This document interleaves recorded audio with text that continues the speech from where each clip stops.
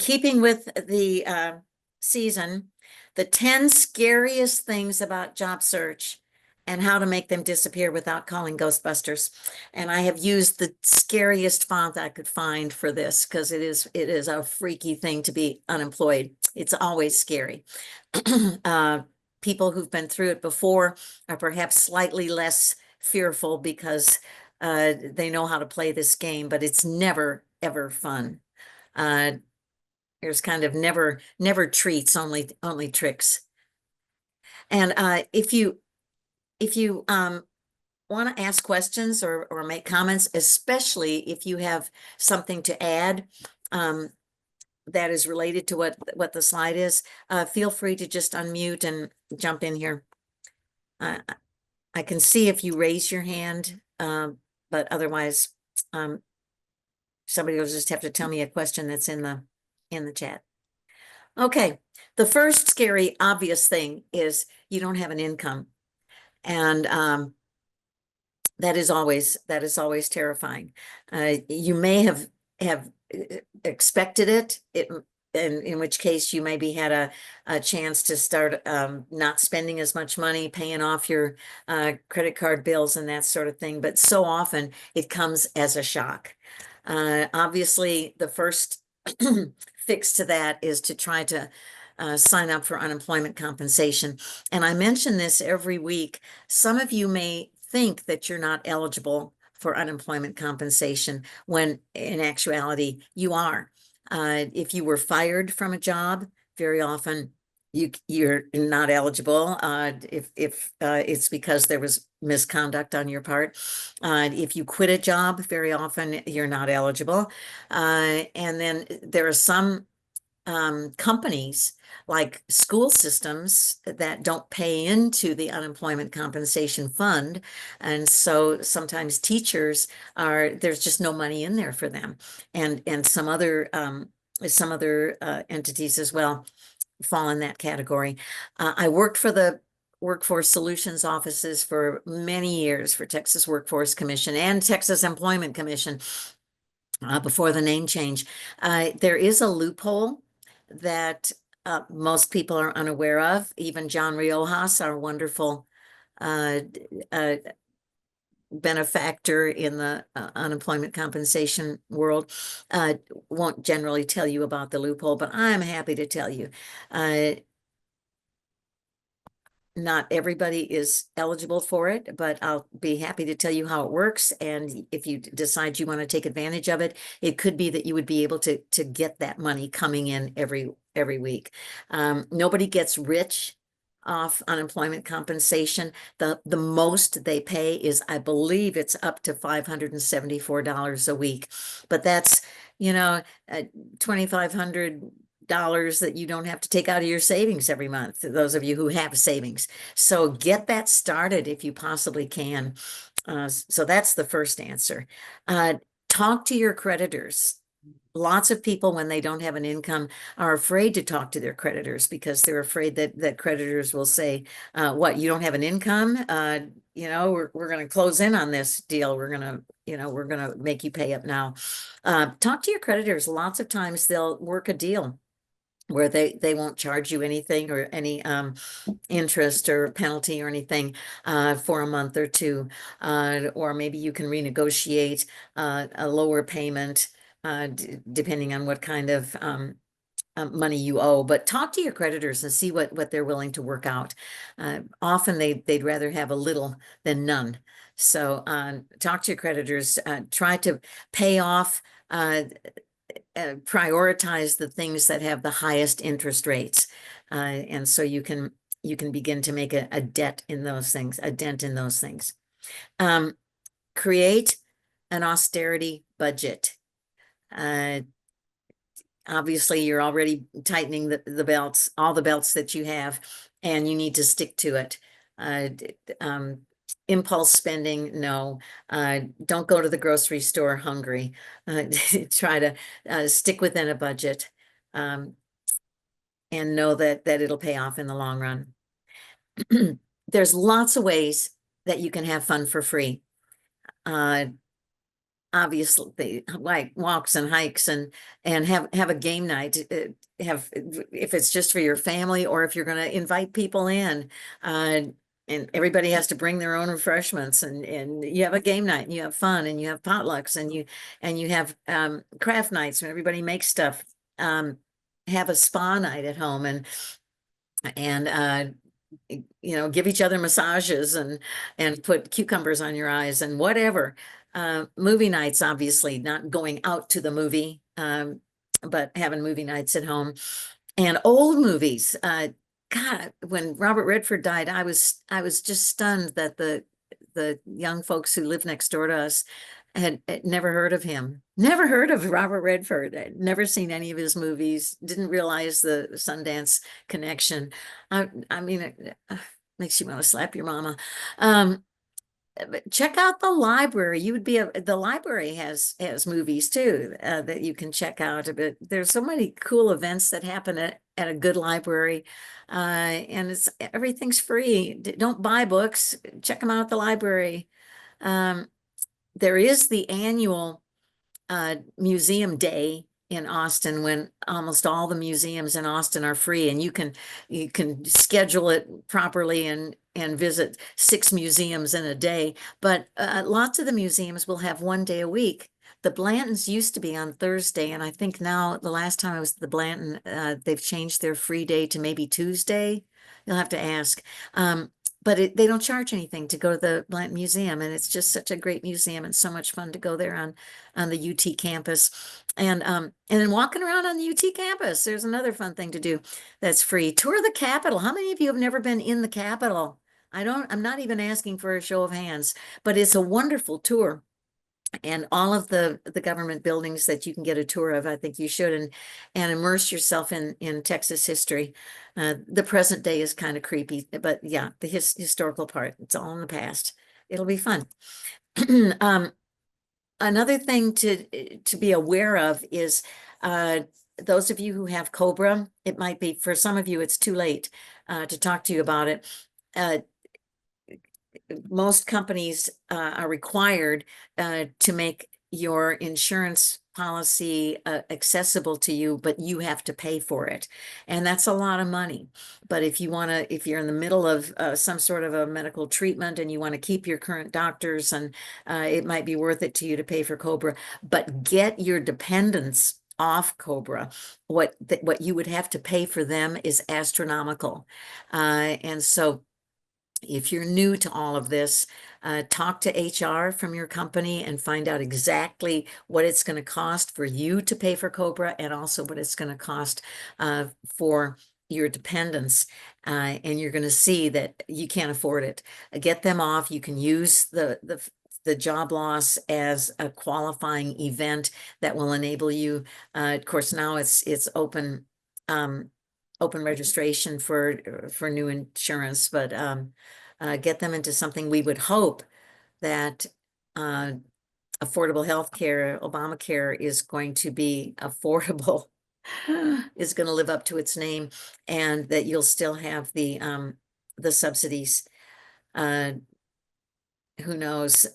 But try to shop around and try to find a cheaper insurance policy, so you'll have some sort of coverage. Go through what you've got. Sell what you don't need. Put it on Facebook Market. If you get to where you qualify, your income is low enough, your situation is dire enough to apply for social services. Of course, right now, even social services are harder to come by. It used to be that you could get emergency SNAP food stamps, food aid, pretty easly if you needed to, and that's getting harder and harder. But the food banks are still functioning, and so if you need that sort of thing, applying for social services, that's what it's there for. Oh, somebody's going to have to help me with this. It used to be one of my very favorite websites was Aunt Bertha, auntbertha.org. was it? I guess it was auntbertha.org. And it was a clearinghouse. It was a space to find all sorts of social services, what programs are out there for housing or for food or for jobs or for mental health counseling or whatever. And I think you can still go into auntbertha Yes, .org, but they've changed the name. find help. .org? Findhelp.org. Sorry, Stella, I muted you. I thought it was background noise for a moment. Okay, so, but anyway, it's a space where you can find information about lots of programs that might be available to you. Get a side job, whether you go into Fiverr or Elance or whatever, try to get a side hustle. My backup job, every time I've lost a job, I immediately started waiting tables. My bait's so old now, I probably couldn't get any tips, but that was always my backup job, and I wanted some kind of money coming in, and so anyway, being a driver, being a food delivery person, whatever you can do to get some income, it makes you feel a little bit safer. Takes a little bit of the fear away if you get some sort of a side hustle. Get a roommate. Especially if you live by yourself, get a roommate to help with the rent and the housing experience. Donate plasma. I put this little guy down there so it's not quite so scary. And one of our job club members back in the day used to donate plasma, I think, a couple times a week. And these days I've been seeing lots of ads in different places. They're popping up all over on my phone and on the computer where they say you can make hundreds of dollars a month by selling your plasma. I think a lot of that is not direct payments for the plasma. It's by recruiting other people. One place said you can make $800 a month. But part of that is every time you refer somebody else who comes in to sell their plasma, you'll get $50. So I don't know, but you can get money for plasma if you really get to where you're desperate.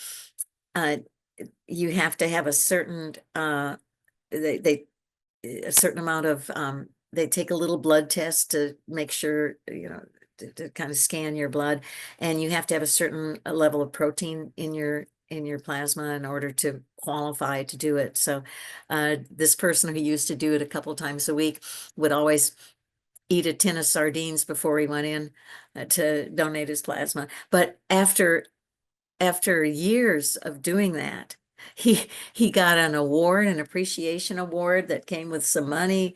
You're eligible for all sorts of prizes and incentives for doing it, and obviously you're helping people who need blood donations.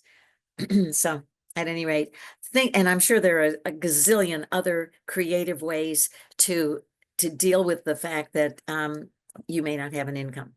And sometimes it's just getting a temp job as fast as you can. A bunch of temp jobs. They used to hire people to do all sorts of crazy things. One time I used to, if I couldn't, when I was trying to help people find jobs, if I couldn't find somebody to do a job, then I would just go in there and do it. So my kids and I used to sell I couldn't find somebody who wanted to drive around in a snow cone truck. On the weekends we'd dress up like clowns and we'd sell snow cones because I couldn't find anybody to take that job. I cleaned houses. Gosh, I can't even remember all the goofy things I did. Oh, I played the role of a fortune teller one time at a party. I had to dress up, and I read about how to read palms, and I did that for a party thing. But at any rate, there are ways to make money. Craigslist used to have a bunch of goofy things like that. Another scary thing is what you're going through emotionally. I used to have people when I taught this class live, I would say, go up to the board and write down the emotions that are churning around in your head.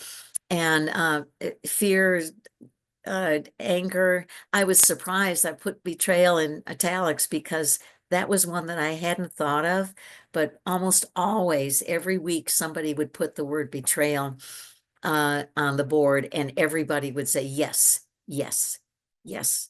Especially, I mean, you heard it a little bit with Stephen, where he said, I'm not sure why. It was a big surprise because our numbers are so high. We're breaking records and income. And sometimes it's like, you know, what did I do? What did I do? Why is this happening to me? I didn't, you know, I've been getting great evaluations and suddenly I'm laid off. I don't get it. Grief. Those of you especially who've been with a company in a job for a very long time, there's a separation there. It's been a huge part of your life that is gone. And I've done a presentation before on how looking for a job is like looking for a spouse. It's very similar.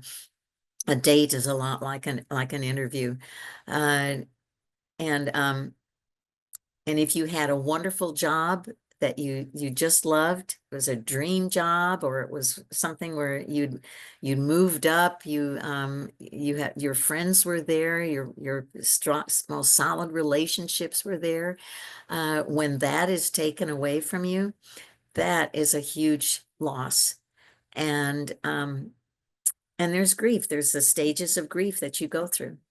So the problem is when you're all of those emotions are churning around in you, you're not fit to go out and present yourself in an interview because it's too raw, and you're damaged and you don't know how to sell yourself and what you're supposed to say because you're brand new to this.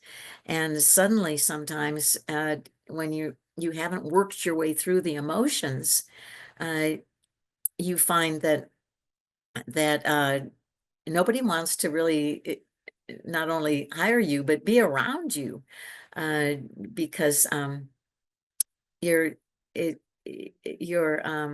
going through too much emotional pain. And so it's the timing is everything. And when Brian Isaacs made his presentation to Launchpad and in this master class, he mentions that he has looked for a new job 9 times in his life. And all but one of those times, he was able to find a new job within 3 or 4 months. But one job, the exception was a time when he was unemployed 11 months, 11 days. And he said the first 6 months, that must have been early in his career, but the first 6 months of that unemployment, he was just caught up in the emotional turmoil of all of those things. He wasn't fit to look for another job. You got to work your way through this stuff. So how do you do that? You have to process, understand what's going on with you emotionally, and you have to process those feelings. Lots of people just write it all out. They journal, they write every night. They write about how unfair it was. They get out their anger, their fear of what's going to happen to them going forward. They throw it all out in writing. They meditate. Some people who do that. I have a good friend who was having all sorts of weird outbursts and went to a therapist about that, about what was going on. And the therapist felt that there was something that had happened in her childhood that she didn't know about. She didn't acknowledge it. And as through hypnosis, they discovered that she had been sexually abused by a grandfather, and that she had forgotten that, and it came out. And so one of the ways that she worked through this painful experience was she was already a meditator. And so she would, through meditation, she would picture this painful thing that had happened to her, this experience. She would breathe it in, she would take it in, and internally, she said she would transform it into love. And then she would breathe it out. And that kind of a woo-woo process enabled her to deal with it, to get over it, to accept it, to learn from it, to whatever. There's a ton of different ways that people choose to get over something that has been painful for them. Being out in nature is often a very healing thing. And the one time that I've had 2 times when I have had painful things that I had to deal with. One was when my mother died, and I was so busy. It was sudden, and I was so busy, and I thought, I'm not gonna grieve. No, I don't have time. I don't have the bandwidth. I don't have the ability to deal with this right now. And I waited about a month, and I went to Galveston, and with friends. They were all going for the Galveston Mardi Gras. And I said, I'm not going to do that with you. I'm going to go down to the ocean. And I was spent 4 days walking back and forth along the beach, pretty much all day long. There is a famous saying, I'm sure you know it, salt water heals all sadness, or something like that, whether it's tears, sweat, or the sea. And I love that. And that's exactly what happened. And when you're outside, I think very often your problems seem smaller than when you're inside. And you understand the season for all things, the scope of what of what you're going through. And that was such a transformational experience for me, to just observe the tides coming in, the tides come in, the tides go out. They leave things in their wake, and they take away things. And that's what life does. So there, I think being out in nature can be very healing, whether you're in the woods, you're by the sea, you're looking at sunsets, you're hiking, you're physically working your way through some of these emotions. Kathy, Chris Benovich has her hand up. Okay. Would you like to unmute and ask your question?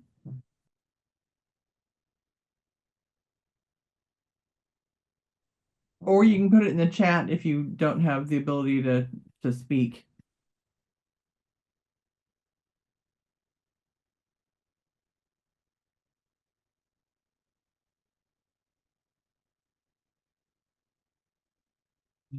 I guess we lost Chris.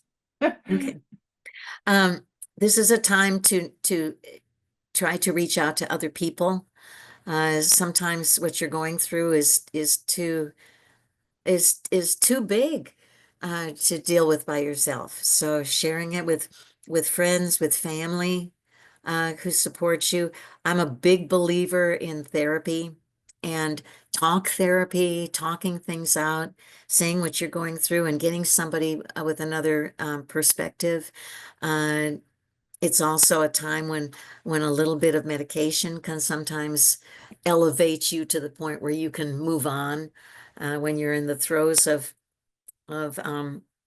emotional turmoil, sometimes it's hard to do that. Self-care, doing some things to to make you feel better about your situation. And they should not necessarily be anything that's going to cost you money. Although sometimes people will say, you know, I need to process this, this layoff, this termination, this crossroads of my life.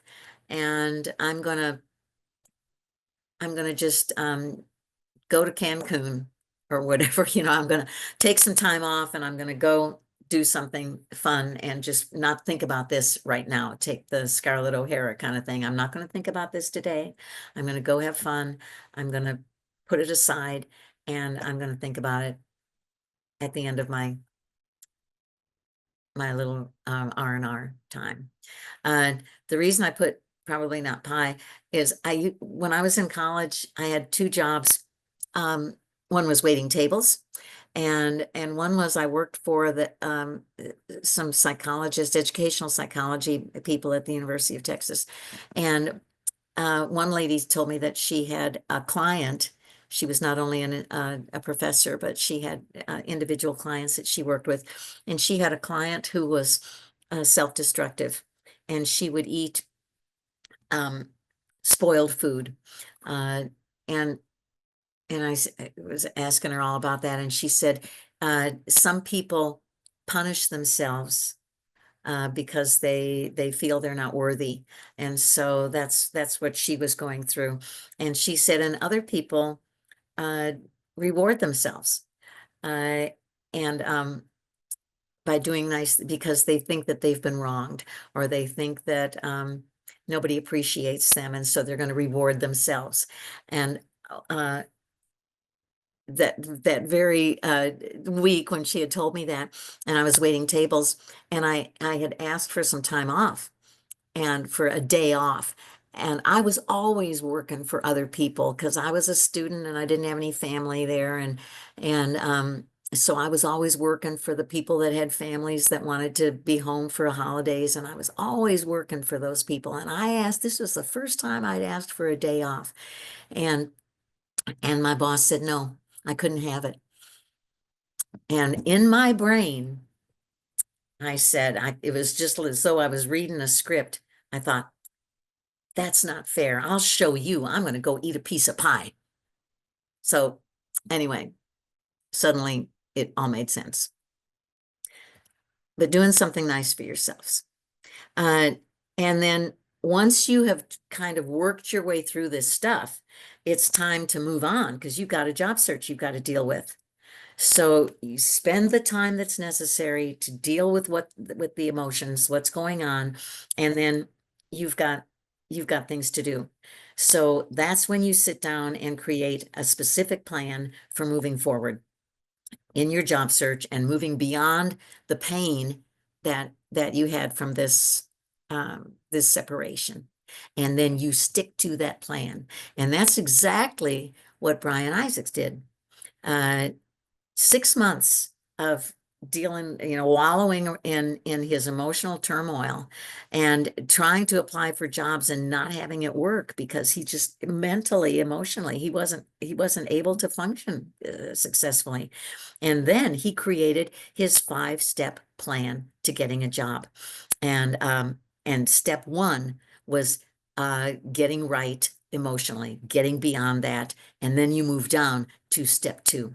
And so create a plan, stick to it, establish a routine. One of the things that lots of people do when they're unemployed is they start staying up too late and sleeping in.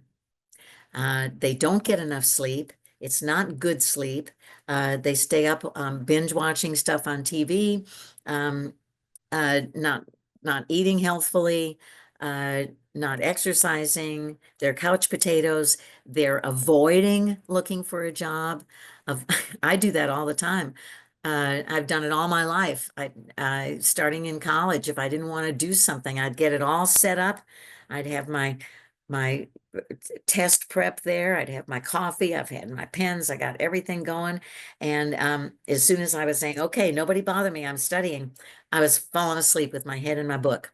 Avoidance, just anything rather than having to actually do what I'm supposed to do. So establish a routine. And one of the things that Brian said he did was start getting up early, and he started an exercise routine. Oops, what just happened? Oh, I went on to the next page. So started an exercise routine, and so he'd get up, he'd exercise, he'd shave, shower, have breakfast, and then he's starting on his job search. So what's the next thing you have to do? And stay focused. And he said he had to think of looking for a job as a full-time job and spend 30 to 40 hours on it. And then at the end of that time, once you've reached your goals for the day, then you have a reward. Give yourself a permission to go take a walk, read a book, do something fun for an hour or two or whatever. That's where the self-care comes in. So reward yourself for doing, even if you're still not getting in interviews, you've done your what was required for you to do that day. You've met your goals. Reward yourself. Kathy, I yep. think Wendy has her hand up. Okay, thank you. Usually it tells me when somebody's raised a hand, but it's not doing it, so. Yeah, so I wanted to ask you a question. Actually, I've noticed that in the last 2 or 3 years for myself that I actually have trouble doing established routine. I do what you said, which is, find everything else to do. Are there some tips you can give? Like for somebody like me that's like procrastinating nonstop and can't like seem to get herself out of it? In terms of exercise, Like job looking and stuff like that. job looking, I think having a team of people, whether it's a SWAT team, search with a team, one of Dan Corbin, who's been a frequent speaker of ours, when he was unemployed and he was in Launchpad Job Club as a job seeker, and he created something that I've got on another slide. It was the equivalent of a SWAT team, but he called it Fun Employment Buddies. So other people that he knew who were looking for a job as well. So he called it Fun Employment, and they set goals for themselves.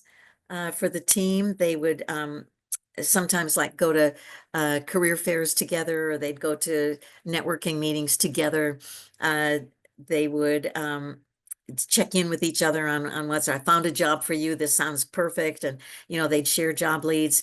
But when you have accountability buddies, it sometimes makes it easier. Another group of people, these folks all got laid off from Applied Materials, and it was back in the very beginning of the .com bust in Austin, which I think was in 2001. And so they created their own little SWAT team, and they set goals for the team, and they'd meet once a week, I think on Fridays. And it was something like each week they were going to go to 2 networking meetings, try to have 2 informational interviews, send out 10 resumes. It was that sort of thing. Connect with 5 new people each week, or on LinkedIn. I can't remember all the stuff they had to do, but they had a spreadsheet. And if you met your goals for the week, your week activity was shown in green. If you came close, it was in yellow, and if you really fell off the job search wagon, it was red. And he said, I hate looking for a job. I hate networking. I hate every aspect of this. I can't stand it. I hate the things you have to go through to find a job. But he said, I'm very metric driven.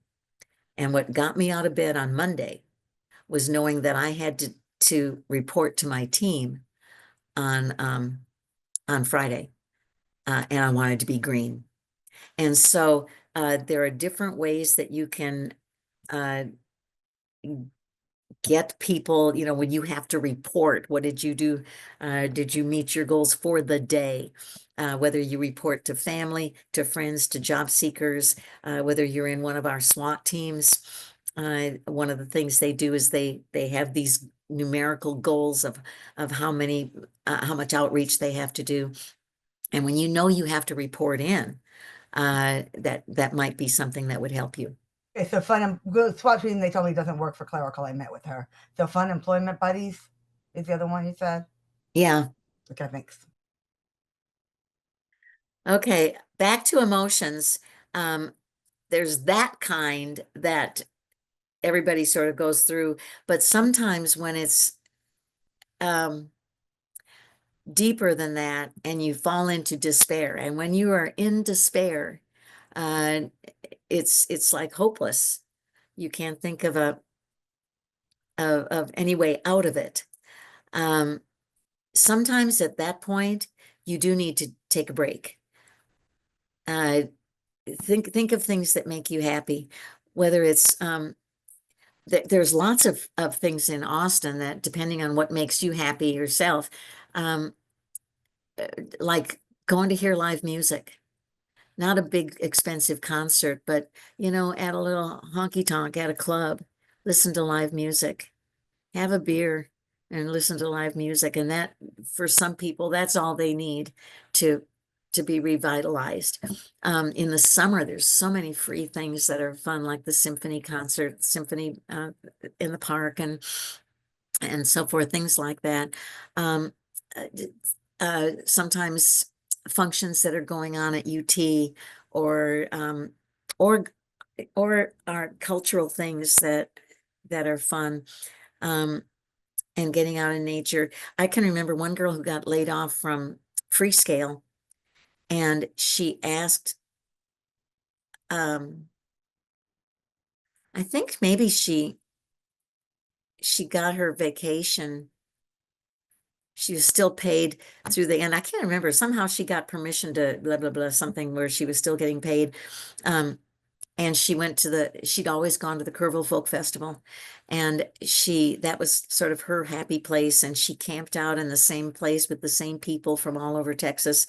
And so that happened. And she didn't think about job search. She didn't think about getting laid off. She went to the Kerrville Folk Festival, spent a week there in nature, listening to music, and it made her happy, and it put her in such a good place, surrounded by her friends and this thing that she loved to do.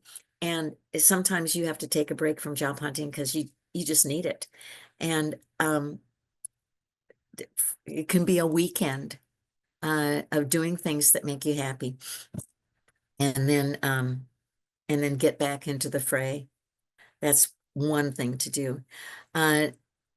When you're in despair, which I just think of it as being hopeless, you don't see a way out. That is when you probably should actually see a therapist, get some help, get a little bit of medication to elevate your mood so that you can move forward. Don't listen to the news, especially right now when it is so mind-numbing, and stay off social media, which feeds on despair and sort of makes it worse. Stay away from it if you possibly can. And intentionally watch things that are an escape. Comedians, sitcoms, movies that make you laugh, TED Talks that inspire, and in resources, I've got a whole list of all of those things that I think might work. And just kind of immerse yourself in escapist fun. Get into the habit. This is an easy one to do. Get into the habit of writing down 3 good things that happened that day, or 3 things that you're grateful for. And just do it. It before you go to bed. It just puts your brain in a positive place. And I think that's very helpful. And I don't know, I've lots of times people have trouble sleeping when they're going through a painful and stressful time like now. And I have shared, this is how I go to sleep. And I used to do the same thing. I'd relive horrors of the day in my brain before I went to bed, and I couldn't go to sleep. And this I've shared this with many, many people, and it has not worked for anybody but me, but I'm going to share it with you too. And when you go to bed, you take a great big huge breath, maybe even 2 or 3. You take a great big huge breath and you let it out slowly. And it is amazing. Even if you think that you are relaxed, you will find that when you do that, all of a sudden your hand was in a fist and now it's not. And your jaw was clenched and now it's not. So that just relaxes you. And then I say the word sleep in my brain like a mantra, but I say the word sleep in my brain. And I don't let anything else come into my brain but that word sleep. Nothing. I just say the word sleep. And usually by about 10 sleeps, I'm done. I'm gone. I'm asleep. One of my favorite, this used to be a refrigerator magnet, and it's always attributed to Joan Baez. But when I looked it up, I found that some people attributed it to a writer and activist who was a contemporary of Joan Baez named Edward Abbey. And so one or the other of them said, the antidote to despair is action. And instead of wallowing in hopelessness, get up and get busy, do something, volunteer. Volunteering, I gotta tell you, volunteering is such a uplifting thing to do because you're helping people. You're making a difference. You're planting trees. You're tutoring kids. I volunteer here to tutor. They put out a request for people to volunteer kids after school who are homeless. And I'm like, wow, you never even think of that they don't have a home to go to. How are they going to do their homework? How are they going to, what's going, yeah, you have to help, So volunteering to help people is just a feel-good thing. And that's got to help you. It gets you away from thinking about yourself and your situation and thinking about people that are worse off than you are. And so that's always a good thing. And then the next step beyond that, this is the last time we're talking about this depressing stuff of emotions. It gets a little happier. So depression is the next step down the mental health ladder. And so there's 2 different kinds. Clinical depression, maybe there's lots of different kinds. Clinical depression that people have been dealing with long-term for a very long time. And so usually people who suffer from clinical depression already have a therapist. They already are on medication. They already have things lined up to deal with a depressive situation. And then job loss, of course, jumps in there and makes it so much worse. I don't purport to tell people how to deal with clinical depression or really any kind of severe mental health issue. I'm not qualified. But what happens to so many job seekers is they suddenly, maybe for the first time in their lives, they suffer from situational depression, and they're terrified because this has never happened to them before, where they would get in a funk and they couldn't get out.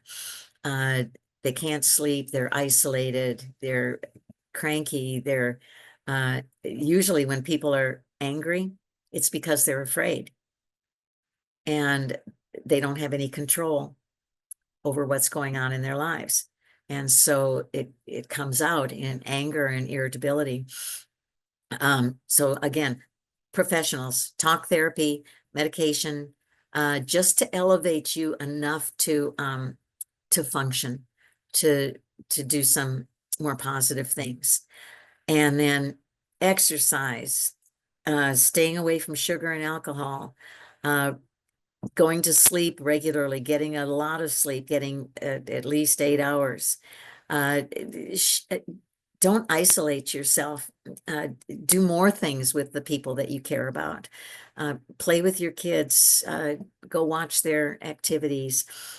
Join a support group for what's going on. I mean, we've got support groups for everybody, for losing a spouse, for losing a child. Why not for losing a job? Take up a hobby, and again, volunteering, reaching out to help other people so you get the responsibility off yourself. Isolation, many people have lost a big chunk of their social life because it was affiliated with work. And now, you know, their neighbors are all working, so they don't have anybody to talk to during the day. And then plus there's the whole guilt thing where people very often feel guilty or ashamed because they have lost a job or they can't keep a job or whatever. And it makes them want to just withdraw because they feel so guilty. So your family can either make things better or make things worse. If you have a lot of support from your family and they believe in you and they're right there with you, or if your family is critical because you don't have a job, they make everything worse. If you've got a family that's critical, that's making you more isolated, get a support team that you hang with, get a SWAT team, get other job seekers that you meet with every morning. We used to have, I remember, a group of folks who would, I think they'd come into the reemployment center during the dot-com bust, and we always had coffee, and people would bring food. So they'd get a cup of coffee, and then they'd go to the computers together, and they'd be looking for jobs on the computer for a couple hours. And they'd find jobs not only for themselves, they'd find jobs for each other. And they'd say, hey, this one's perfect for you. And so it was a support team that kept everybody going. And they couldn't wait. Sometimes they'd be waiting outside the office before we opened, because that was their team, that was their group that was going to help them get jobs. And that's what a SWAT team is all about. So think about ways that you can interact with other people, and it could be that you're gonna, you know, join a pickup basketball team at the end of every day. And that's how you celebrate the end of the day and reaching your goals. Do it with other people sometimes so that you're not isolated. And there's all sorts of other things. Hey, Kathy, it's Chris here before you move on. Yeah. Hi, thanks so much. For folks who don't know me, I'm Chris Benovich. I build bots and lead companies from AI buzz to AI billable. And my question, I felt fits better after your emotions section. I just wanted to flip the script. I was reflecting on Dr. Sanjay Gupta, CNN medical correspondent's observation during the pandemic that there would be a mental wellness pandemic. And that is something that I spoke about and the impacts on the workforce. And with your line of sight, Kathy, having been at the top of the job club for so long, I'm sure you have some really good insights on how hiring managers, human resources, and recruiters in particular may have changed their approach, their communication styles, the ways that they evaluate people because of shifts in how people communicate due to the mental wellness pandemic. Can you speak a bit to that, please? Thank you. I can't. I don't know. I'm not really in that world, and I don't know that sort of thing. Can you speak of it?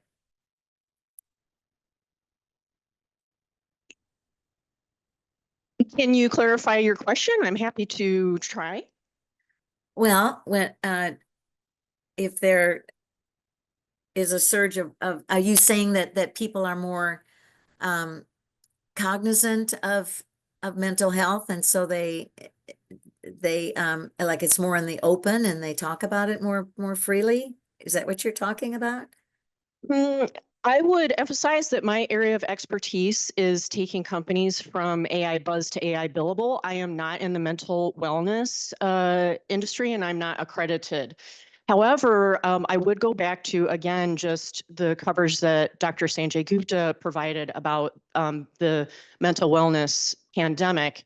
And I think what I have observed just from an AI standpoint is that algorithms do monitor how we behave online, the actions that we take, what we post, who we respond to. And I think it's important to note that recruiters see that. And even if they're not monitoring it, the algorithms monitor it, and candidates get pushed in different directions based on behavior and what they say. So I think what I'm curious about is, once candidates get moved into position in front of HR, hiring manager, recruiters, I was just curious, and perhaps this is for, HR folks in the group as well. I was just curious if there are any changes in approach that candidates can take in this kind of environment. This is Sarah Cook. A few of you probably know me, and I've been around the block more times than I care to admit. I think that most HR people right now are pretty overworked and just as worried about everybody else in the company about the status of their jobs. However, I think that the ones who have always been good at their jobs continue to really have a great touch. And I've run into some really kind and generous ones. I think that, especially with the push in the US to abandon DEI or any type of sensitivity towards workers' needs, that hiring managers are being pretty cutthroat right now. And I think that it's a tough time, and I don't think that we're going to see a lot of adjustment on the corporate side that to help the mental health of job seekers, because frankly I don't think they care. They just want to get the right body into the right job at whatever price they need to pay. I've never seen the work world quite so brutal, and I've been at it for decades and decades. So that's kind of my thought on it. I mean, it's great, whatever Dr. Sanjay Gupta says, but I don't think that the corporate world cares. In Of course, I've keeping worked in with tech that, my whole career, which is probably about the coldest place you could work. yeah, and certainly there are some companies that pride themselves on their sort of their touchy-feeliness, that their family, orientation. But in general, I think you're absolutely right. The pendulum is swinging away from that. And that means that we are responsible for our own mental health. We are responsible for our own confidence boosting. We are responsible, yeah. And that's why we reach out and we need to help each other more.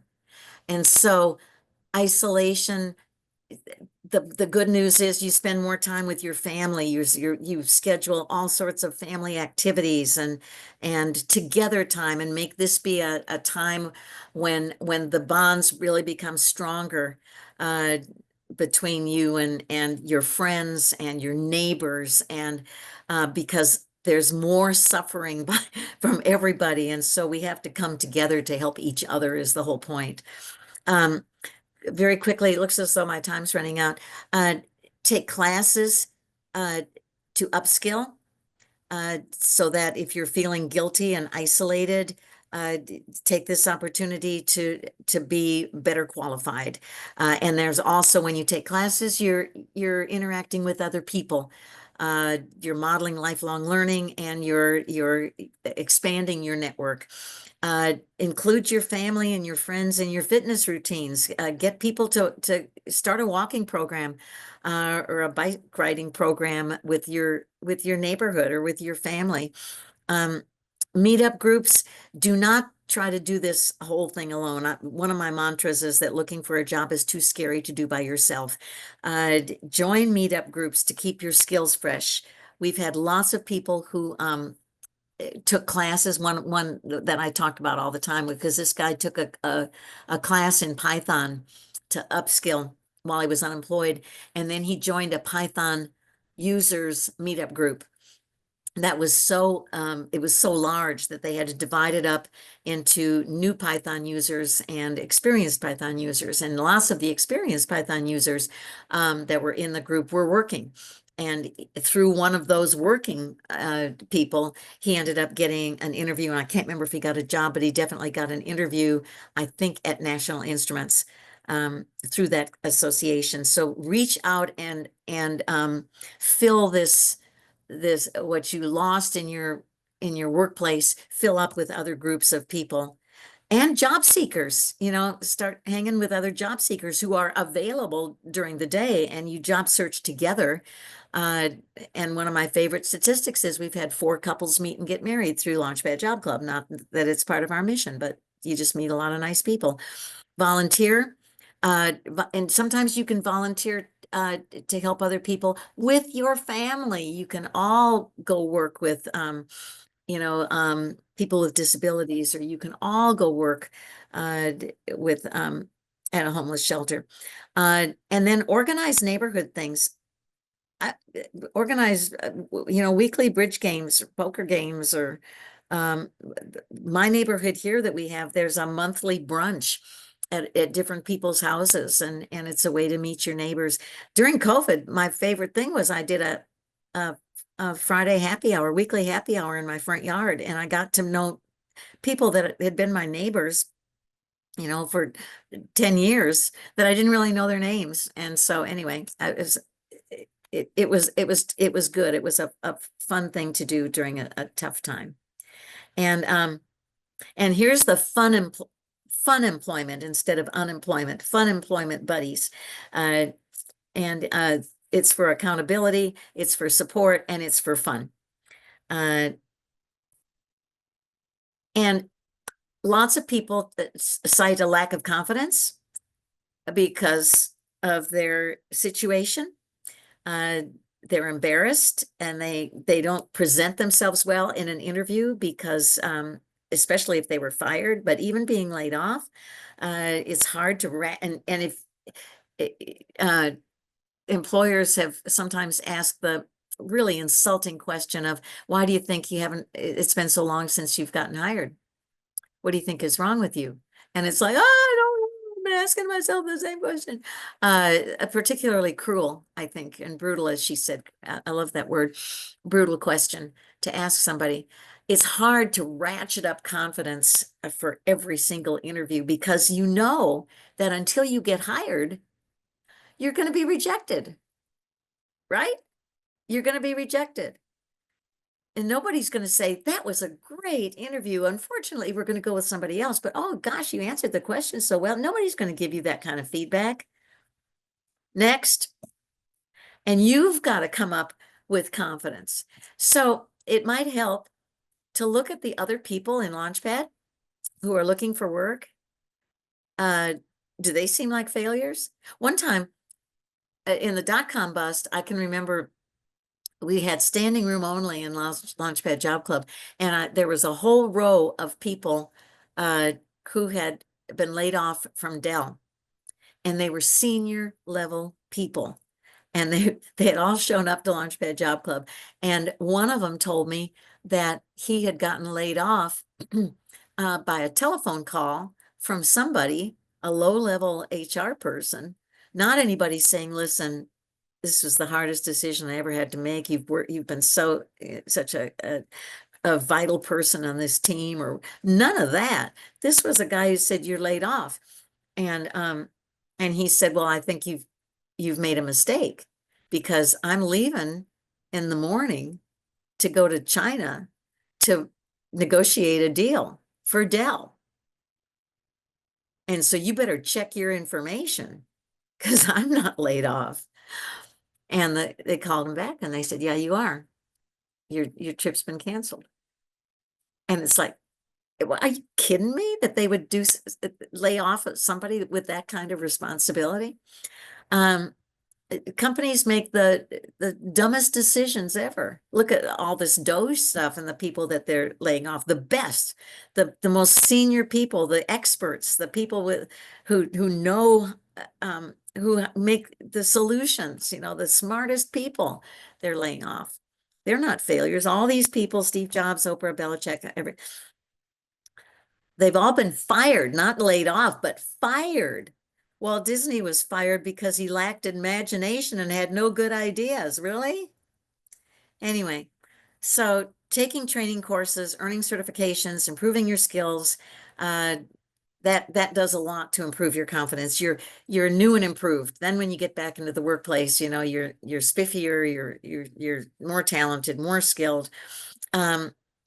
This marketing plan, in our SWAT teams, they don't call it a marketing plan, they call it a job search plan.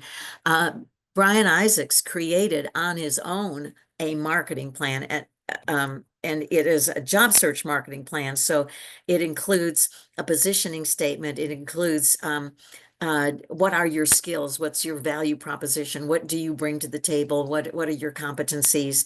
And then you have 2 or 3 categories, like my management skills are these, my problem solving skills are these, my engineering skills are these.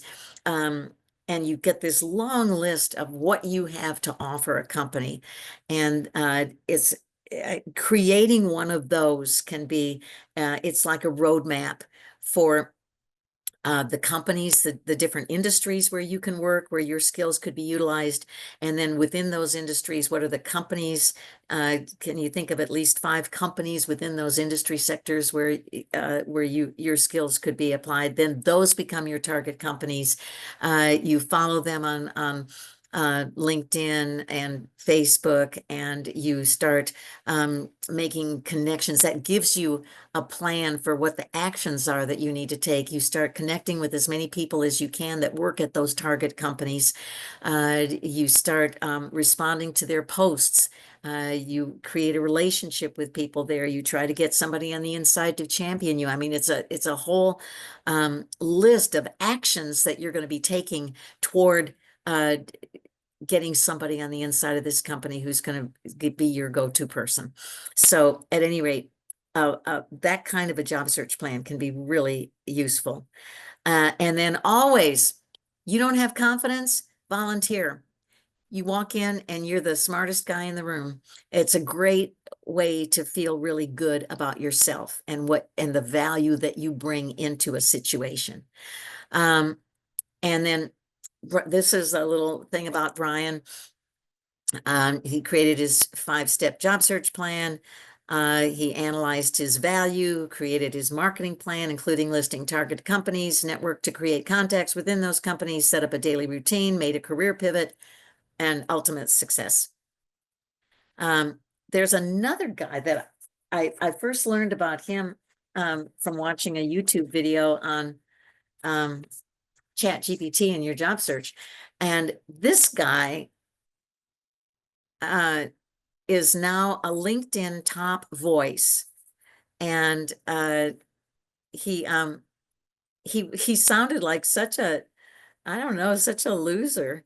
It's so weird. He wanted to be pre-med, and he had terrible grades. So he couldn't possibly go into pre-med. He barely graduated. His GPA was 2.58. He got a biology degree. He Anyway, he wanted to work for a world-class tech company. He wanted to make, he listed this dream, what his dream job was going to be. It was going to pay over 100,000 a year. He wanted to work in a big city like New York. And he wanted to do all of this when he was under 26, because of course, then you're over the hill. I mean, it was an unrealistic goal. He was kind of a slacker. And so he thought, okay, well, I know where I want to work. I'm going to want to work for Google. I want to work for Facebook. I want to work for Microsoft. He applied to well over 100 companies, and got nothing but rejection letters, if he got a letter at all, but certainly no interviews, because he wasn't marketable with that. And then he came up with this dream job system. That's what he calls it. And then he started to try to find people that had that kind of job that he wanted. And he connected with them on LinkedIn. He'd find these people or hear about these people, and he would try to set up meetings with these people, informational interviews, and these conversations, or he'd meet people, he'd go to speakers and talk to speakers. He'd find these people in a lot of different ways and have conversations with them. And that became the foundation of his dream job system, that now he markets this system. But within it was so crazy, because within 2 years he shows this, I mean, it could be it's all contrived and fake, but within 2 years he landed a job at Microsoft, and he had gotten some other offers at top level companies, and he got a $70,000 raise from what he had been doing. But he went to work for Microsoft, and now he teaches it. But his name, another thing about Austin Belzak, you can connect with him on LinkedIn, and you can follow him on LinkedIn. And I get almost daily a thing about job hunting in my email. And that's good. It's like a little daily tip about looking for a job. And then he also gets paid to have you in classes and things like that, which I'm not going to do. But he also analyzed, he read something like 250 resumes and came up with an paper about what were the characteristics that were common among all of the best resumes. So at any rate, networking. Everybody cites networking, reaching out, talking to people, and that's a scary thing for a lot of people. Connecting on LinkedIn, research the people that you want to connect with. Always write a note. And what Brian recommends is that, yeah, it's fine to say, you know, I have this kind of a skill and I'm very interested in working for your company. I'd love to talk to you just briefly about the culture or whatever, something like that. But he says you should ask instead for some advice first, something like that. And one possible script is to, in the letter, to say, I'm looking for information on the product manager role within your company. Could you suggest somebody I could reach out to learn just more about the responsibilities and skills that are needed to be successful in that position? Or a really good way to do it is to find the company page on LinkedIn and look at the postings, because the postings are usually, it's people who work for that company who post information, and then you comment on it. He also says you should try to make 3 comments every week on different things, 3 comments 2 shares and 1 post of your own every week in order to work yourself into the algorithm on LinkedIn. And then when you go to an event, go with a purpose in mind. What is your purpose? Are you just going to try to meet at least 1 or 2 interesting people? Are you trying to meet people who work in a certain industry sector? Are you trying to meet people who work for a particular company? One easy way to get started is to go to the table where the event sponsors are and just say, thanks for sponsoring this. You got a great turnout. I'm hoping to find somebody who's working in energy sustainability or whatever. Could you point me to anybody that you know here who's into that line of work? And so that's your initial conversation. When you find somebody, be interested in them. Ask questions, let them talk, find out where they work, what their story is, what they're doing there, what they're trying to accomplish there. Listen intently. Don't just be thinking about how you're going to try to market yourself. Learn how you can help them, and then try to have a good, solid conversation with 1 to 3 people. And if you've done that, then that was a successful networking meeting. Don't just try to meet a lot of people and get a lot of business cards and then never culminate the relationship. Always close by saying, look, I've got to find, somebody in this industry. So I'm really on a mission. But this was interesting. I'd love to talk to you further. Can we connect on LinkedIn? Here's my contact information. Feel free to reach out. And if you're still scared about going to these big networking meetings, go with a friend.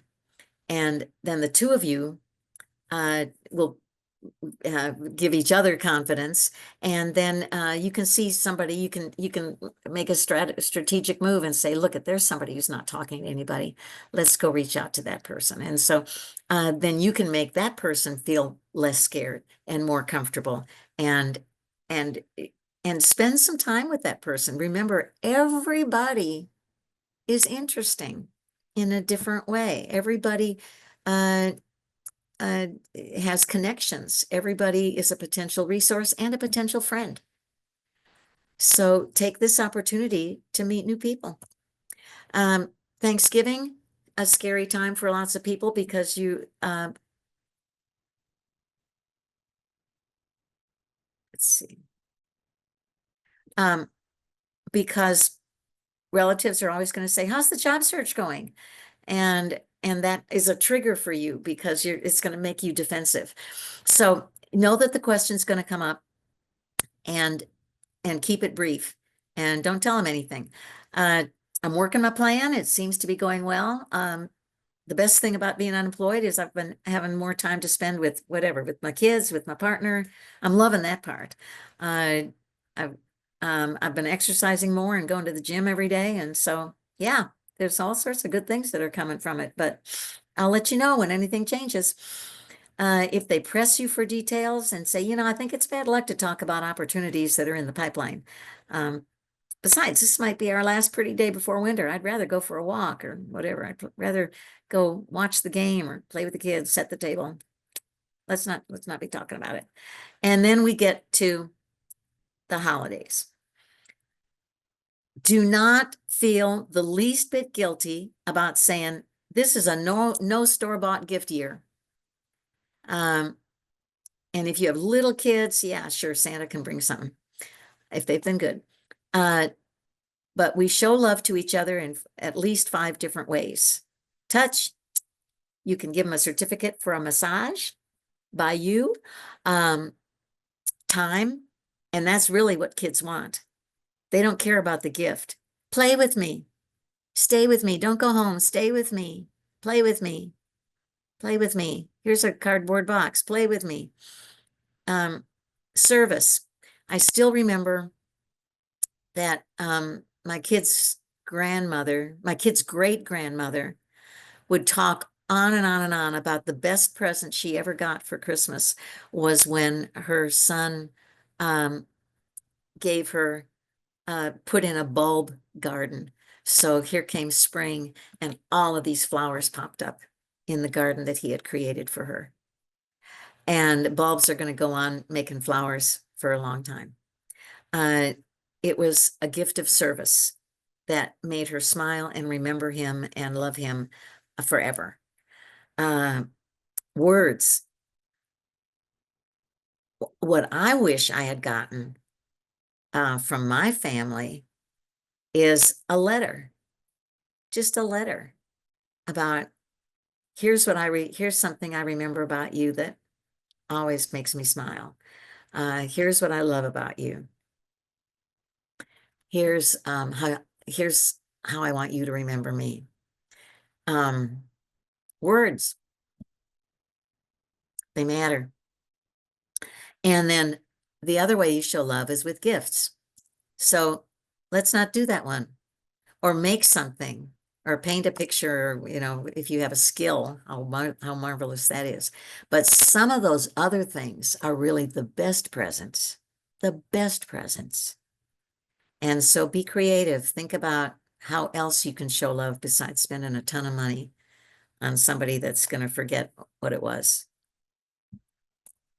And then another scary thing is you may get to the point where you're so desperate you have to take a survival job, a bridge job. And so I think reframe it. And I'm so over my time that I don't even want to keep talking. There's probably nobody out there anymore. But I did want to tell you a couple stories of people where their bridge job turned out to be a really good choice. David was on our board of directors for a while, and he had worked for Facebook, making a ton of money. And he never came to any classes, and he thought he knew all about looking for a job. And as it turns out, he did not. And he was doing everything that most people do, applying only for jobs that were posted, being one of hundreds. He'd made so much money before that was a real barrier. He'd never thought about how he was going to counter that. And so finally, he was about to lose his home. And so he took a survival job, and he became some sort of a service industry dispatcher at night. So he would still have his days to look for a job. And he decided that his target company, his number one target company, was Accenture. And he went on LinkedIn and only knew one person who worked at Accenture, and it was in a low level. But he reached out to that guy and he said, you know, let's go get coffee. I'd love to catch up with you and see what you're doing. And during that meeting, he said, look, I want to meet and have a conversation with this guy who was a senior VP. And he said, do you know him? And he'd say, well, I know of him. I don't know him. You know anybody who knows him?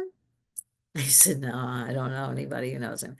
And he said, look, my manager, maybe she knows, you know, I don't know. I don't know what to tell you. I can introduce you to my manager. So he had a meeting with the manager of that guy and worked his way up the ladder through supervisor, lead person, manager, director, all the way till eventually he had a conversation with the senior VP. And I don't know if he applied for a job, a posted job, but what he wanted was the conversation. And that guy said, look, we're going to have a job that I think you might really like, but we don't have it now. It's probably going to come up closer to the end of the year. But what we could do is hire you in this role, and then you could learn the business. And then when this other one comes up, which is going to be in Austin, then you'd be all lined up for it. And that's what ended up happening. So it was a job that wasn't posted. It was the hidden job market. And I looked him up on LinkedIn just to see what he was doing now. And he is still with Accenture. His title is Senior Manager Operations Account Leadership. I don't know what that means. And he's been there over 10 years, and he is still working there. And then some people look at survival jobs as something that they're never going to get a chance to do again, and they want to do it just for fun. And that was how Arvind was. Arvind had been a senior quality assurance director, I believe, at Dell. And we were getting all kinds of stupid little jobs. And he ended up being an usher at a Cirque du Soleil event. And then he ended up being a movie extra. And he said probably because of his appearance, the good-looking people didn't have much makeup for their roles, but it was a monster movie, and he had to go in. He played one of the zombies or something like that, so he had to go in for 2 hours of makeup every day. But he had the best time. He loved every minute of it, and then so he did things like this. That were experiential and fun and diversionary, and anyway, so there's that. And in conclusion, this is part of the lyrics to these guys. Okay, and then resources. I've got the funniest movies in history. I've got a whole bunch of funny sitcoms you can get through. I've got TED Talks, so they're only going to be like 20 minutes, and they're all funny. And so anyway, there's that. And then here's the link to the masterclass part 1 with Brian, and then his next one's coming up. All of this will be in the newsletter on Tuesday, and you'll have it